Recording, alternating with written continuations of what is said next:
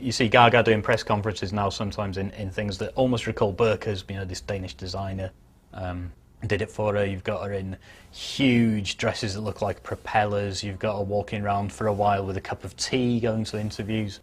And a lot of that, some of it is designed just as high fashion statements, and quite rightly so, because why not?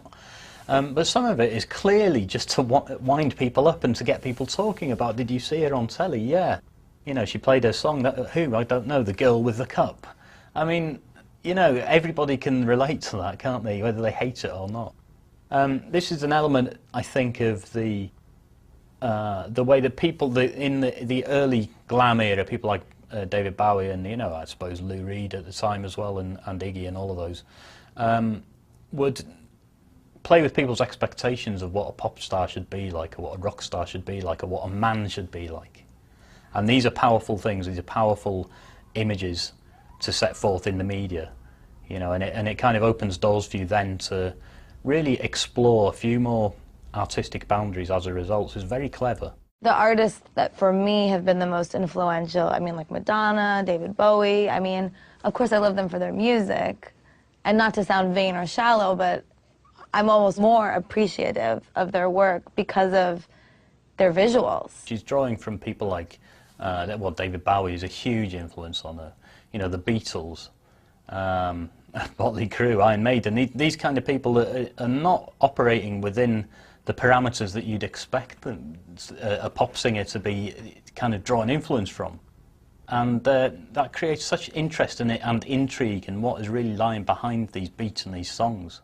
Talking about David Bowie or Madonna or Grace Jones, she's kind of like the love child of all three of those, and many other people, but especially because of the visual image that they all had. And I think a lot of it has to do also with their sexuality and the way their sexuality empowered them. I think she looks up to them in terms of, you know, bringing her sexuality to the forefront of what she does. And if it's from not wearing pants, something as simple as that, to, you know, talking about being bisexual in Rolling Stone magazine, she's just not ashamed of who she is, and she's not ashamed of sexuality. It was something that we saw with all those performers as well, from the way they dress to their stage shows, and I think she's kind of channeling that as well.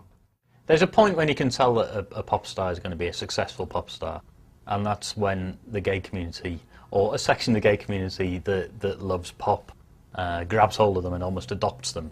Because there's always been a very highly developed pop sensibility within, if you like, the gay community. They've always been very open to it.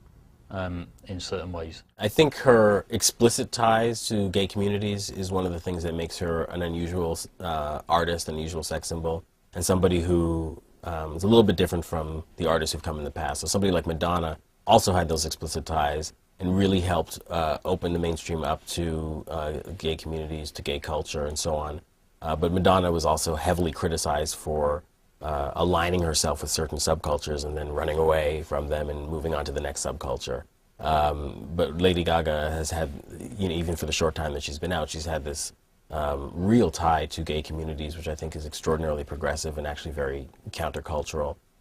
She actually walked in the National Equality March in Washington and spoke and performed in a way that I can't imagine Madonna in her heyday doing that in that explicit way.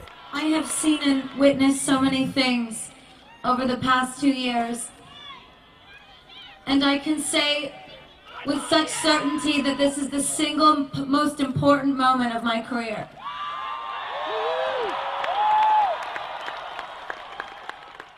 They say that this country is free, and they say that this country is equal, but it is not equal if it's sometimes. Obama, I know that you're listening. We need change now. We demand actions now. And to Barney Frank, we are putting more than pressure on this grass, and today this grass is ours. And with Gaga, she's not somebody that is as obsessed with questions of sexuality and fixed sexuality or sexual sort of preference as other people or other generations have been. Many times Lady Gaga has come out with statements that say, look, it doesn't matter. In fact, Poker Face is a good case in point. It's subsequently come out after the event that She's let it be known that that song was about being with a man but fantasizing about being with a woman.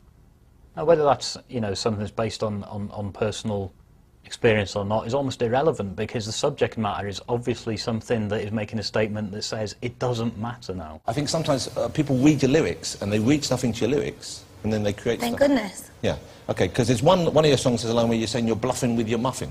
Yes. Bluffing with your muffin. It's, you know, the song Poker Face. Yes. It's about poker facing with your sexuality. When I was making love to my old boyfriend, I used to think about women sometimes. Oh, good Lord. This is where I came from. This is what I believe. You see all sorts of examples of people who give gay positive messages in American pop culture. You just don't see it in American politics that much. And Gaga is different. She didn't come out of a teen pop world. She's not Britney Spears or Taylor Swift or even Christina Aguilera, who, by the way, has put plenty of gay positive messages in her music and videos. But she didn't start as a 16-year-old. She doesn't have any nonsense about being a role model towards teenagers to hold on to. So she can start out by saying, I want to make music about getting drunk and taking a ride on your disco stick. And by the way, if anyone doesn't get that when I say disco stick, I mean penis, but I mean it in a weirdly gay way, well, you're an idiot. Gaga's card-playing sex game's second single, Poker Face, confirmed the star was more than just a one-hit wonder. Released in September 2008 and charting at #1 worldwide, it was an undeniable smash hit, establishing the feisty singer-songwriter as the one to watch in the coming years. Let's face it, especially in the dance world, one hit doesn't get you anywhere. It doesn't sell any albums. It doesn't really make you very popular. You're a club artist. And she started as a club artist, let's face it. She was doing 3-4 clubs a night. You know, New York, she was huge. I don't think there's anyone in New York that didn't see her perform at least once or twice in a club. That's how she made it. But you're only going to be a club artist till you get that second hit. And Poker Face, just as big, if not bigger, hit. And that put her over the top and made her a legitimate artist.